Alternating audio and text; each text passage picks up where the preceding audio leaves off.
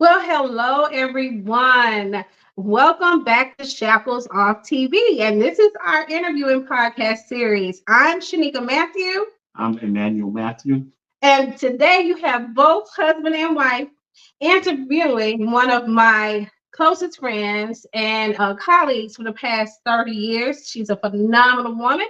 We have with us today Erica Gordon Roberts. She is the founder and principal consultant of Tai Solutions Group, a leadership firm that provides individual and organizational people strategy and support to elevate the employee experience.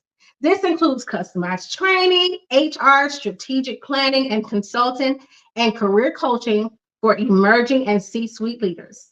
She also serves as the director of human resources for Look Listen, an Atlanta based digital marketing agency. Let's give a round of applause for our guest, Erica Gordon Roberts. Woo! Ooh, that intro makes me sound really important, Shanika. I love it. Well, Erica, thank you so much for coming. We've been trying to get you on the show for like 2 or 3 months. You were supposed to be our first guest, so both of us have a tight schedule. So I'm gonna put myself to blame for some of that. But I brought you on today because our theme for Shackles Off TV is taking the shackles off your mind, body, and spirit. And if you take that into account, when you talk about human resources, because both of you and I share that. I actually have a master's in HR and I worked in human resources. I think a lot of people don't understand that you all deal with that. That's what you do. That's what it's about. Absolutely. So elaborate on, why Tai Solutions is something that is needed in society. First of all, thank you for having me on. Yeah, it has been a long road getting us here, and that's because we both have a passion for people and making sure we get things done. And, Right. when people typically think about HR and HR leaders or HR leadership firms, the first thing they think about is compliance or disciplinary actions. Right. And I like to tell folks when you are truly focused on leadership development, you're being proactive. You're addressing all the things that need to occur so that you don't have to deal with the compliance piece. You don't have to deal with the legal issues and drama that comes around when people are not happy in their workspace. And so one of the things that's big for me and why I founded Tai Solutions Group is because I was on the receiving end of that, knowing what it felt like to be in the midst of an employee experience and not have an HR lead or an HR team that helped to grow, to develop, to explore who you were and the impact you would have. And so with Tai Solutions Group, we partner with small businesses, with large businesses, and with individuals to help them figure out what is the gap that is keeping you from taking your success to the next level? And how do we ensure that you are able to lead with authenticity and in a space where you're able to be your best self? Okay. So with that, would you, like you said, looking at the bio here, and elevate the employee experience. So would somebody just only call you if they are, an entrepreneur, because you said C-suite leaders, strategic planning, maybe I'm trying to start a business or I'm going to grow my business to not being a solopreneur and to maybe having a team. Why would I need to use Tai Solutions Group?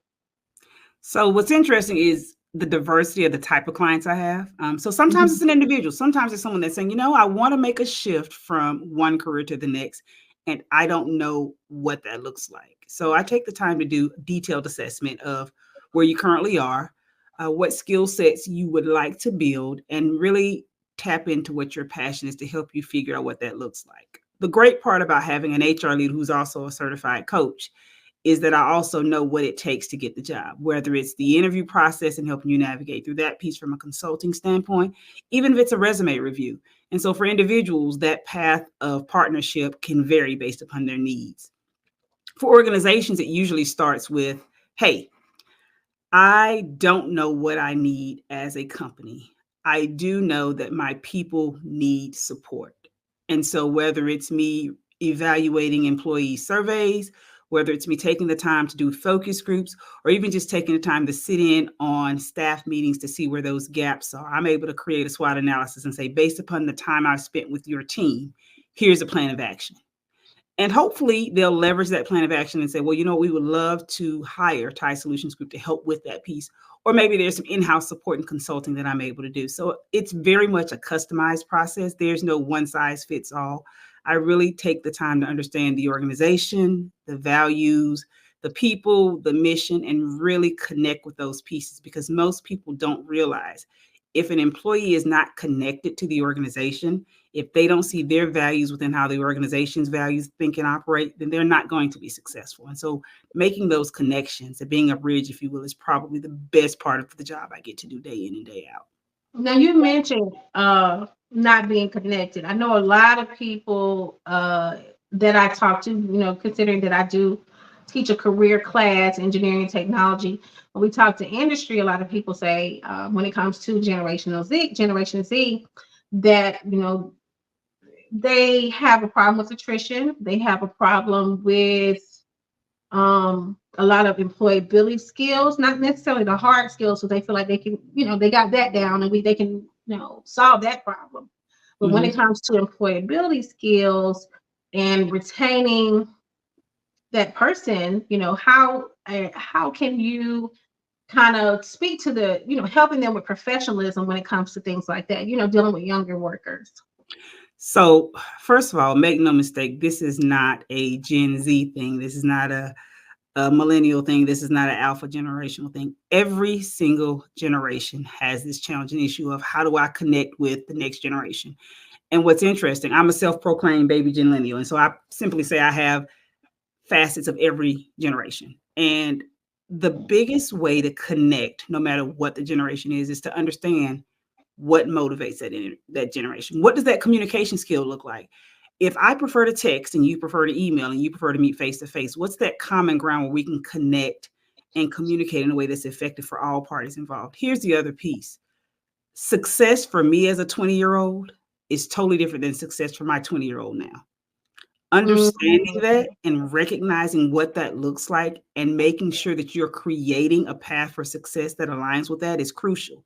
Now, there's an argument that from a generation standpoint, certain generations feel like you should work your way through the ranks, where others feel like if I've got the skill set, I should have the job, where others feel like if I've got the education, I should have the job. I think setting clear expectations on the front side of what that looks like and being flexible to recognize that, yes, this individual may only have 2 years with me, but what have they done in those 2 years that would allow me to say they should grow in development to a leadership role? And having that continual conversation, having that understanding of where you would typically have folks work for 20 years in a place is no longer in existence. And now there are still people in power who think that way. As an HR leader, I look at a 1.5 to 2 year term. In the agency space, the turn is even quicker. You're looking at a year or less. And so when you see folks that are longer tenured, the question becomes, what do we do to keep you around longer, no matter your generation? And how do we take that same methodology and apply it to how we onboard, how we recruit, how we retain, how we grow and develop our teams? And so if you take the generational stereotypes out and only use them as a foundation for clarity of there are differences that exist, and you sit down and ask the right questions, you'll be able to make that connection. The diversity of your team makes a difference. So I spent 20 plus years in the retail industry. So the conversation about generations was existing long before it became the buzzword, because we had people as young as 14 and 15 and as old as 80 working in the same environment. And so to sit down and have the conversation with a store manager who was struggling with a 20-year-old and say, well, you've got a 20-year-old daughter. How would you feel about their supervisor saying these same things about your child? There was a light bulb for that individual to go, you know what, maybe I need to change my approach. And so recognizing there's an adjustment on both ends of the coin makes a huge difference in building and bridging that gap. So when people bring you in, are they bringing you in proactively or reactively? Unfortunately, most times it's reactively. Usually it's my turnover ratio is super high, or I've had a scenario where I've had a potential lawsuit and I need to create some training so that we don't run into these situations again. But there are some folks who are being proactive. I think it's just a matter of, I may come in for one thing reactively, and then long term, there's a realization, what can we do proactively about other situations that I may observe? I'm very intentional in the clients I work with because for me, you hear people talk about all the changes that are happening as it relates to diversity, equity, and inclusion.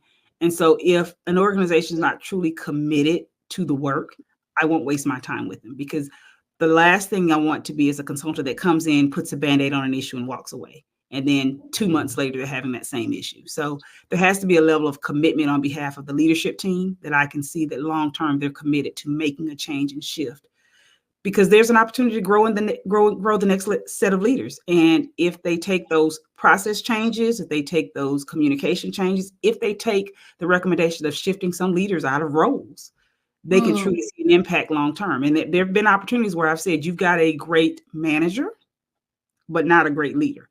They may know the work, but their capabilities as relates to leading the team is what's destroying your culture, what's creating the toxicity. So if you're not willing to either A, address the behavior of that leader, or B, take them out of that role, there's no amount of training, there's no amount of executive coaching, there's no amount of posters on a wall, there's no amount of pizza parties and employee rewards and recognition that will change until you address the behavior that is causing people not to want to stick around.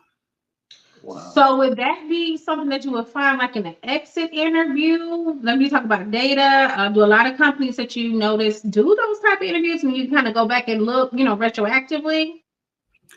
So I am a firm believer, data tells the story. And so the first thing I'll ask for is, do you have any exit interviews? There are a lot of companies that don't do them, or they do them and they take the information, they shove it in the back of a closet. I'll also ask the question, hey, let me see your last 5 sets of employee engagement surveys. Now, here's the kicker with those surveys. Let me see your action plan post those surveys, showing me what you've done as a result of it. And what was your communication plan to those employees to know that you did this? Because there's a lot of times companies will look at the results, they'll make the changes, but they don't connect the dots and say, based upon your feedback, we've made these changes. And so employees still feel disengaged. They don't feel like anyone's listened to them or heard their voice. And so I look at those elements as a foundation for what I need to do to support a company. Then the last thing I'll ask for is, hey, if you want to really get to the core of what's going on, let's do some one-on-one interviews. Let's do some focus groups. And I'll just sit in a room and say, hey, tell me what's working well. Tell me what's not. And tell me what you would like to see your company do. And in sharing that information, that gives you the pathway if you want to make things different. And you don't necessarily have to have a 12-month plan of action. It's something as simple as in your staff meetings and your one-on-ones, asking the question, what are we doing well? What do we need to continue to do because it has made a difference and impacts how you work? And what are some things we need to stop immediately? And then following up and doing those things sets the tone for success. The other piece, though, is to track it. Like I said, numbers don't lie, or do they? Depending upon what your structure and focus is, sometimes those numbers can be faulty. So I also take time to dig into the numbers to make sure you're getting an accurate representation of the feedback from your team. Let me ask you something, because we're talking about, again, we really focus a lot on health and wellness, and, your job can really impact your health, but sometimes it could be because you're not, I wouldn't say following the script, but you're trying to do things in your own way and not instead of things that are proven to be successful. When we talk about the word professionalism, what does that look like for a transformational leader versus a transactional leader? One word, innovation. Transactional leaders shy away and book the system as it relates to innovation. You made a comment about following the path. And so if I'm transactional, the path is a straight path. If I'm transformational, I recognize the destination, but I also understand that the path may be different for one person than the other. So it may not be a straight path. There may be some left turns, some right turns, some deep turns, some hills.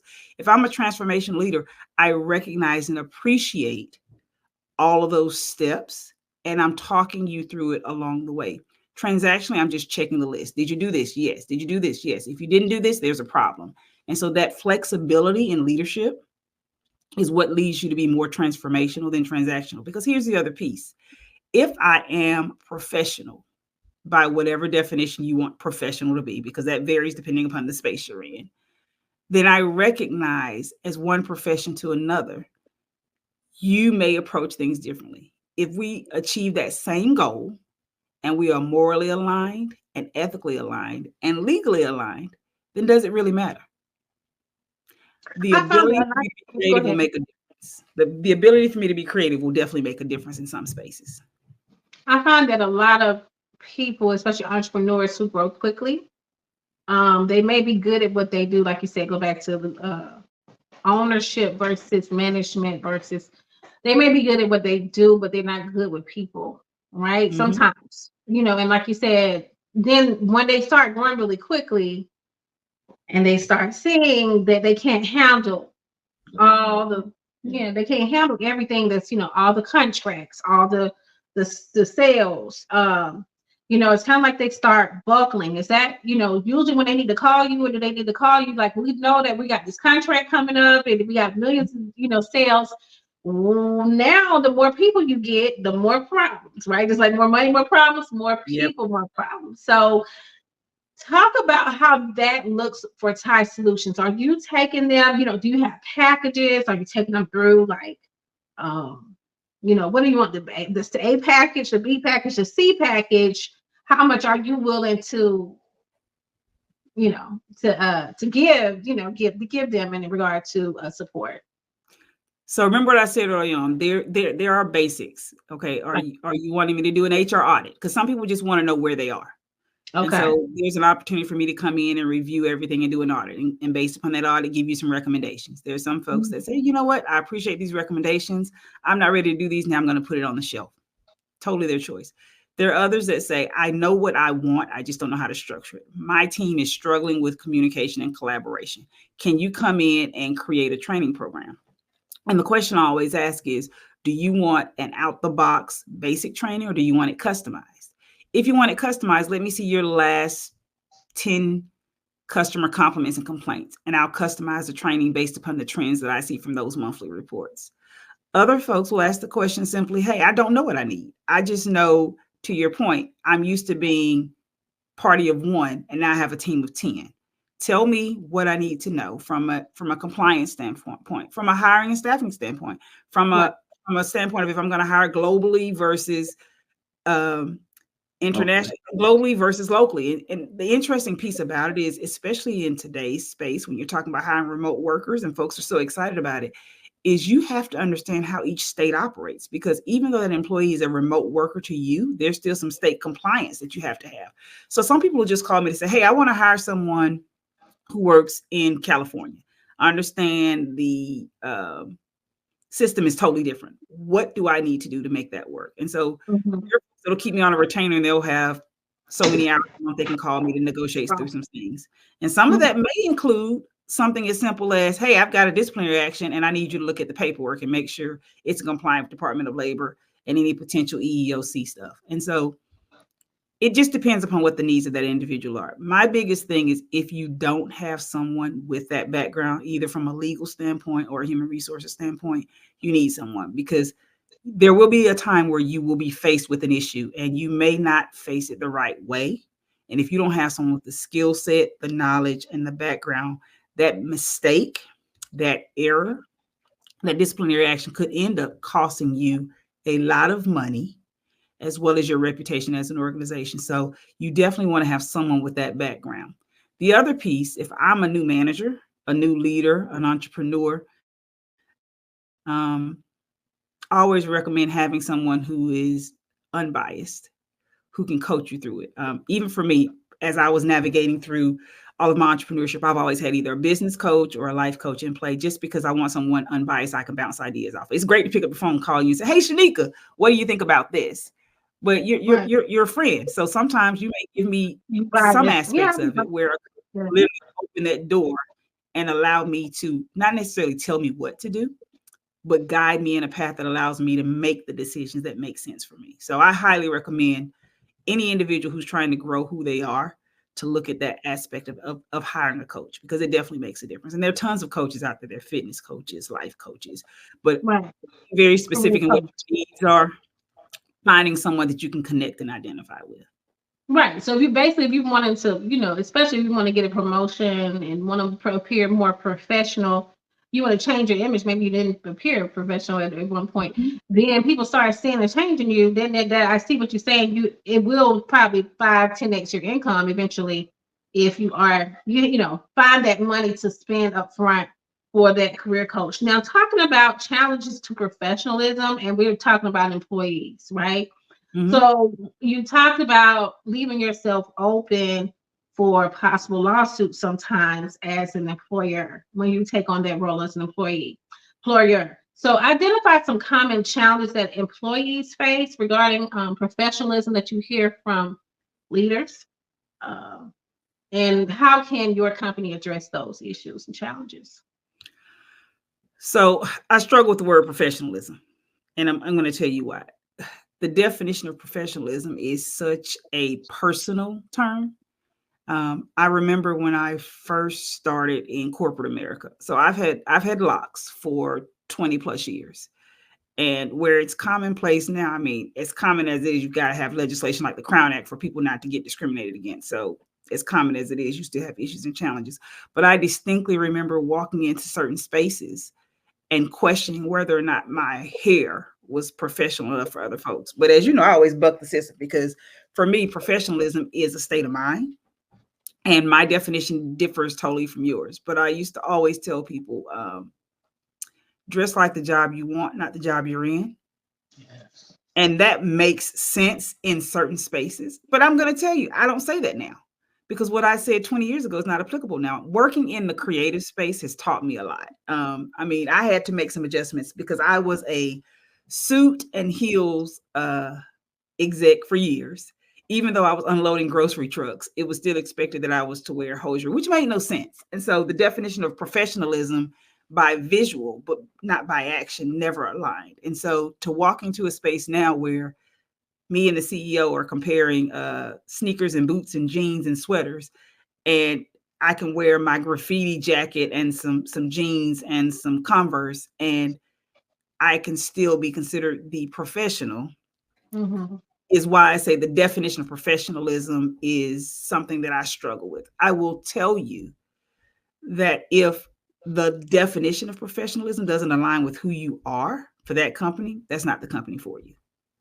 And so if someone were to tell me now, hey, in order to work in this space, you have to wear a suit and you have to wear hosiery, then I would say kick rocks because that's not who I am. And so it's okay to be that. I distinctly remember one particular organization I worked with where the dress code was no visible tattoos. And I always thought, what do tattoos have to do with the job that you're doing?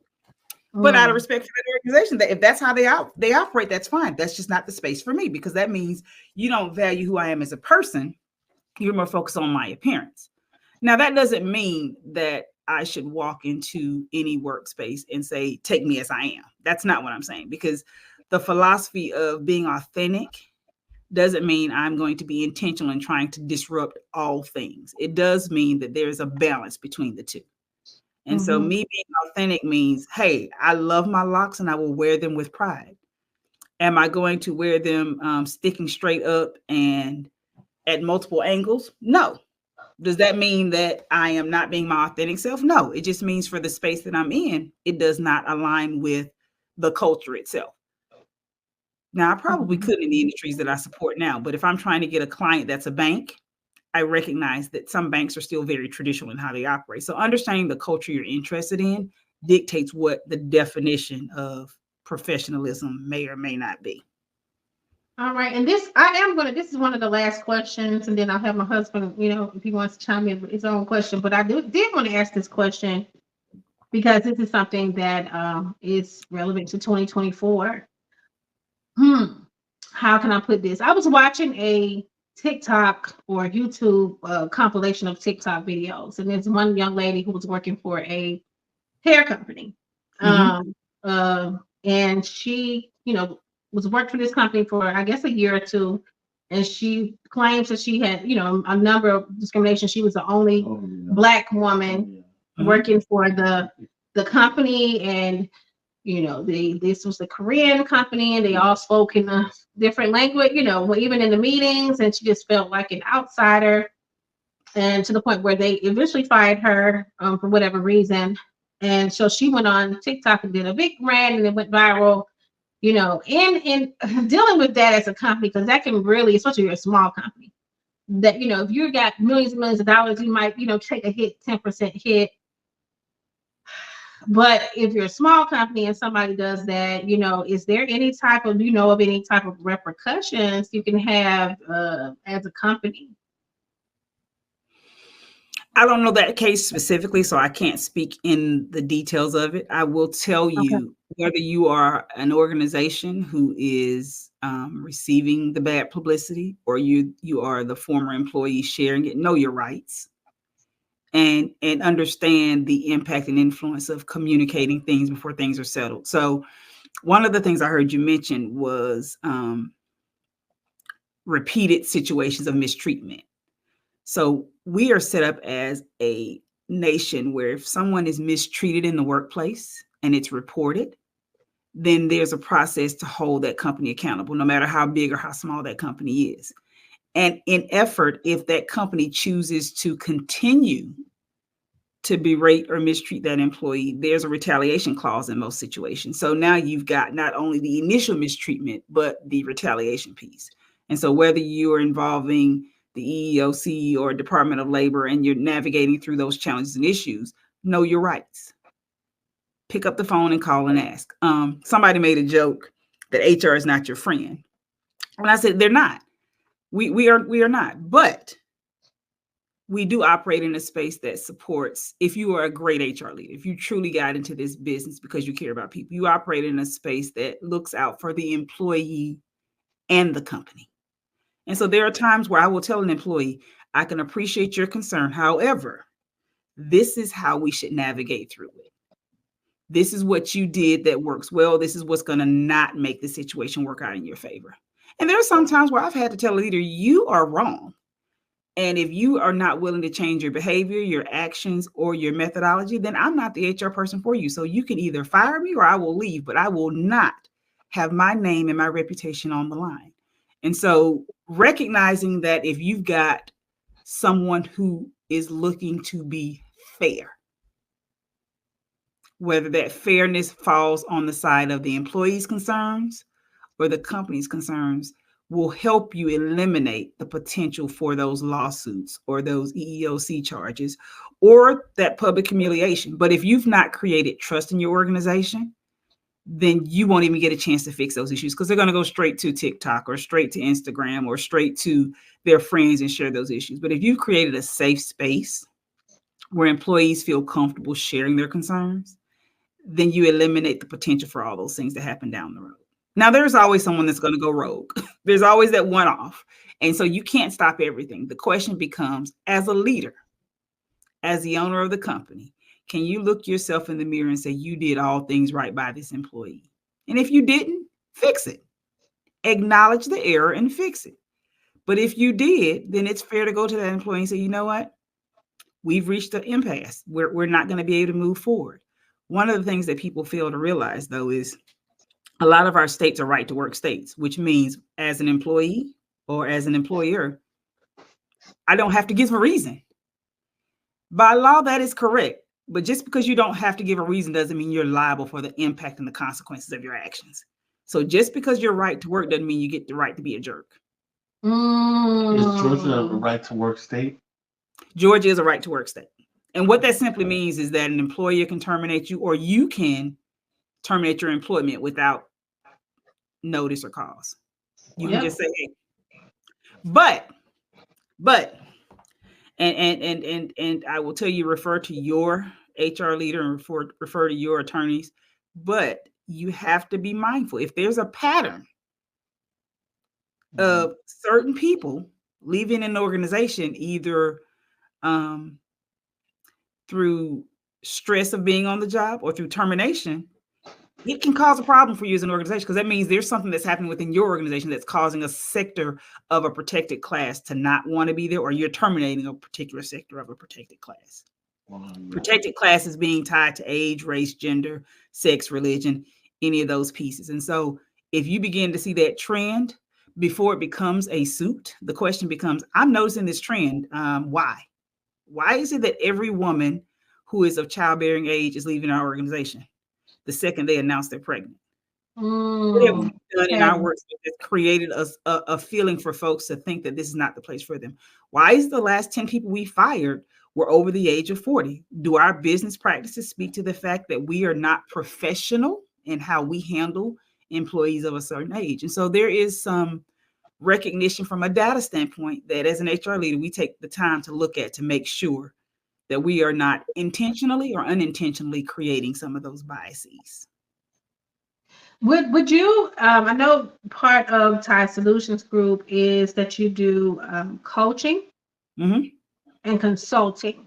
So Mm-hmm. if I'm an employee, I don't want to be an entrepreneur. But if we're an employee, and let's say I was going through something where I felt could be, tearing the line, and this is not me talking, I'm just talking for maybe somebody else I know, that could, have a situation that, at work that, maybe they don't feel comfortable talking to their HR, maybe they don't feel comfortable calling a lawyer, but maybe they need you to help walking through an issue that may have been reoccurring, that never was resolved for whatever reason, knowing how to handle the situation without putting a lot of emotion in it.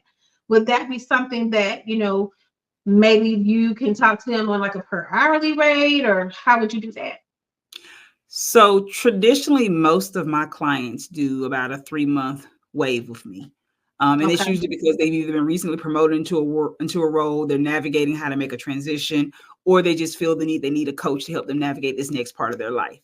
Have I done one-offs? Absolutely. So there's a capability if you go to my website to actually book time with me and to determine what that looks like. I've got some folks that want to book on a yearly basis because they are truly working through it. For me, my biggest influence and impact for me in the coaches I've had, when I first got promoted into a director role, working in a government role, my job actually hired me a coach. And most organizations that want to see their leaders be successful, they typically will give them an executive coach or a career coach for a certain time span. And that helps with them transitioning into the role, but also helps with them setting their goals for the next 60, 90, 120 days. And it just helps to establish what those barriers are, how to navigate through them, and to have, like I said, an unbiased party that's not going to tell you what to do, but going to help partner with you and guide you through those choices. So yes, absolutely. There are folks that'll say, well, I just need to talk to somebody one time. Typically, you don't get a coach that has a one-time relationship because you want to have a relationship where you know the person, you know how they think and how they operate, and you help them support whatever challenges and changes they're going through. What's your website?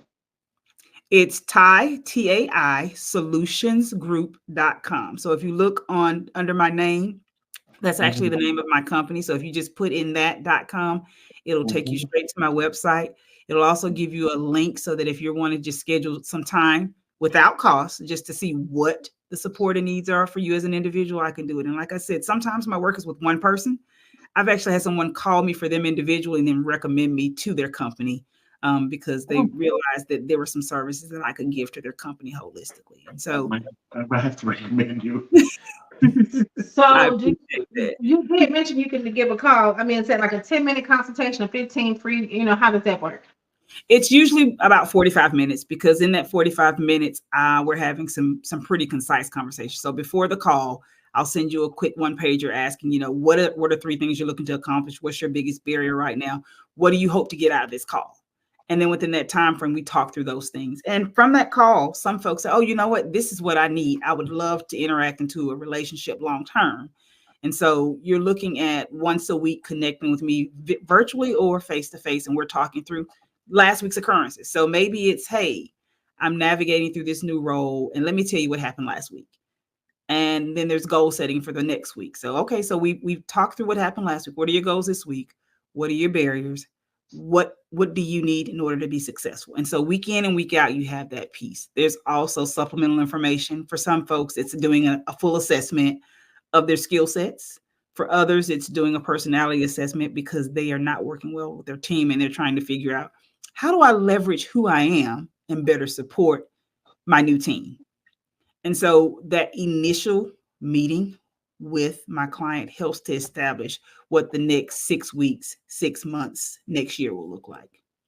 And I will speak to that because you have been instrumental in working. Actually, Mr. Roberts is on our advisory board at the school that I work for.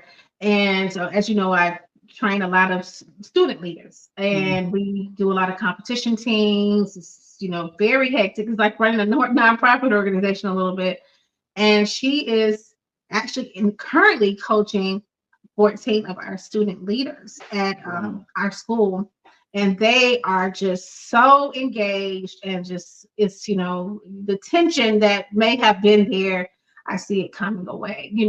They're just looking forward to you coming back. So I just thank you for that. I just want to put that out there because, some of those students may be watching. Well, I will tell you, it is definitely an honor and privilege to be able to connect with a group of leaders. And I don't say future leaders because they're leading right now, a group of leaders right now, and talk through what their positions of power look like and whether they're exercising. We were talking last week about personal power versus positional power. And the same information that I would talk to a bunch of C-suite leaders is the same conversation I'm going to have with 10th, 11th, and 12th graders, because the expectation as a leader is not based upon your age. It's based upon what you're doing to help grow an organization. And so I was very impressed with their willingness to be vulnerable, but also their excitement about asking questions about what else can I do? How do I approach this? And so looking forward to what our next few sessions will look like, because it's more of a group coaching in this space. And the group coaching allows for some camaraderie and some collaboration, as well as some barrier removal. So it's definitely been a fun experience. And just to give some context, those 14 student leaders lead over 300 students at our school. So it is more than that. Actually, our organization is about 600 students strong, believe it or not. Our competition team is about 50 members. So, but then we have like 600 general members. So we have a big organization, bigger than some nonprofits. And just want to put it out there, your Tai Solutions Group can be used for nonprofit organizations as well, especially if you have leaders, young leaders that you're developing, as well as, all age ranges. But I know that you want to get them on the front end, because when they go away to college, it's easy to be manipulated. And, me and Erica, we actually met each other at Georgia Southern. We were roommates. We were in the same dorm freshman year, became roommates sophomore and junior year. And we've been thick as thieves ever since. We did a lot of things we collaborated with. We used to run Miss African American, Mr. Esquire. We've done a lot together. So coming back like the super friends. Yeah. Well, but what's funny about that, Shanika, that you mentioned that the things that we learned then are what allowed me to do what I do now. And I always tell people, your experiences in life, and we've talked about this all the time, I always tell people your experiences in life make you who you are. So I have no regrets about anything. Even the stupidest mistake I've made in life has made me who I am now.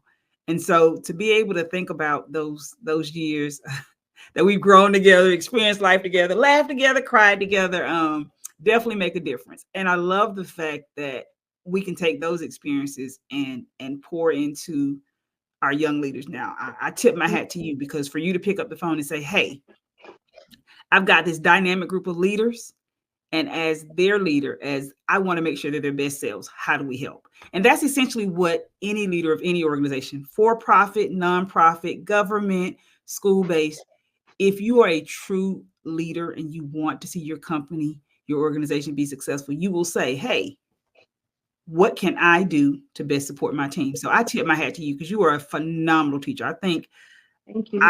the highlight of me being able to give back and spend time and work with young leaders is knowing that I'll get a phone call from you 6 weeks from now telling me something that one of the students has done. And it's been just the last few years watching each student grow and come back and visit and share their successes. You are a highlight of, I hope each of your parents and your students realize how phenomenal you are, because you are truly, truly an awesome lady. Thank you. I hope some of them are watching, and they will comment in the chat. you can send me my DoorDash lunch for that one later. Yeah. Well, I'm definitely going to link your information in the bio. This is going to premiere, y'all. We're recording on Mother's Day, so happy Mother's Day. Happy Mother's Day. Look, happy Mother's Day. Oh, yes, I have my best title ever is Title of Mommy. Yes. Yes, that's a beautiful title to have, and you have amazing children, one that is grown, 21, 22, how? 22, yeah. And he has his own Instagram. What is his Instagram? Tell us about it. Oh my goodness, he's gonna kill me for embarrassing because I'm that You embarrassing know, mom. So we it's have to, we have to put plug in. it's I am Kevon, Kevonn, and he is a phenomenal artist. I mean, just talented young man. He's actually been pouring into me and challenging me to do things. So it's nice to see your seeds grow and flourish and do great things. And so yeah, he's phenomenal. He is an awesome guy.